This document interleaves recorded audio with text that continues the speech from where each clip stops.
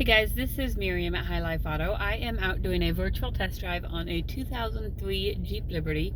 If you've never been on a virtual test drive with me, the way it works is I drive the vehicle on video and I tell you what I see, hear, think, smell, and feel to give you the best indication of being in the driver's seat without actually being in the driver's seat. I'm not a mechanic. This is not meant to be a 182-point inspection.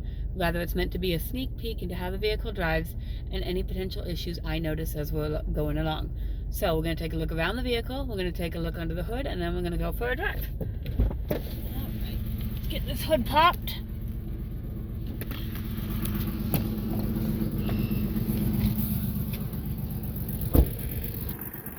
Alright, here's the outside of the vehicle. You can see there's some rust on the rockers. The tires are in really good shape, probably at least 75% tread.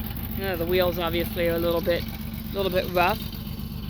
You can hear a little bit of exhaust noise.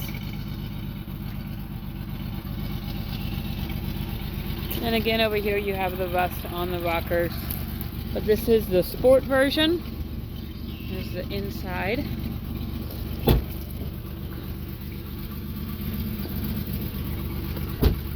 And it looks like maybe right here this is a little bit loose. Maybe it's just missing some bolts or something, I'm not sure. And here's the front. Let's see if we can, maybe I didn't get the hood popped, so let me try that again. Let's make sure that it's connected down here. Sometimes these come disconnected. Feels like it's connected. There it goes. I heard it pop. Just takes a little bit of Wheaties, I think. I didn't have my Wheaties for breakfast this morning. And there we go. Alright, we'll take a look. The engine here, it looks like there might be a little bit of smoke coming off the valve cover gaskets. So there might be a valve cover leak there. We just got this one in, so I don't know a whole lot about it, but we're gonna go drive it. Let's see. While I'm in here, we're gonna check these windows. Where are the windows at? There we go. Passenger side goes down. Rear passenger side goes down. Rear driver's side goes down. And the driver's side goes down. So here we've got an airbag light. There's my seatbelt light, but that will be fixed. 155,000 miles. And no check engine light or anything on the dash. So we'll check the radio. Let's see, we're on AM, so let's change to FM. Go to a radio station that works. Well, there it goes. Took a little bit, but radio works. Let's turn the heat on. We're still kind of in that half heat, half air conditioning season. So we'll see what that does as we're driving along. Right now it's blowing out cold, but we are not quite up to operating temperature yet, so I'm actually going to turn it down so it doesn't blow cold in my face. I'm going to put you up on the mirror, and we're going to go for a drive once I get my seatbelt on. I think while I'm here in this gravel parking lot, I'm going to test the four-wheel drive. Okay, I've got four-wheel drive full time. You can see right there on my dash, it does say full time.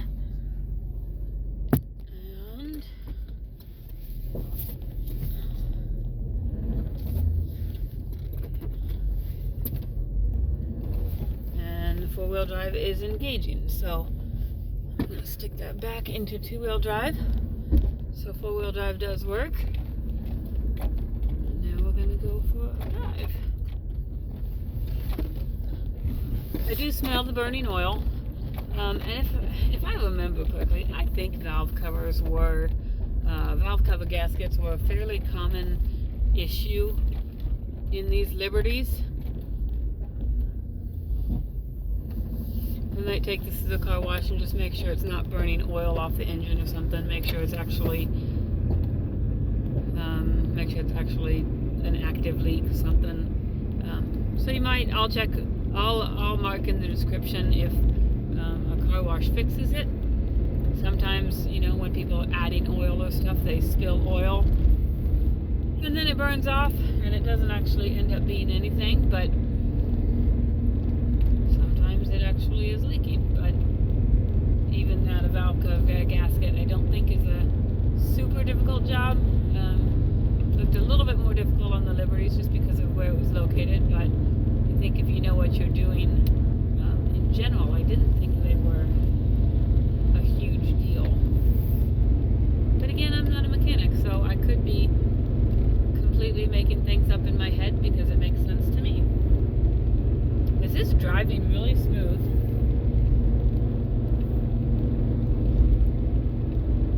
Shifted through all the gears just fine. Gonna turn my cruise on.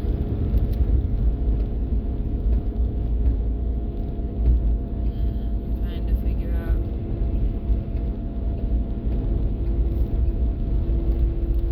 Okay. I am cruising. So the cruise does work.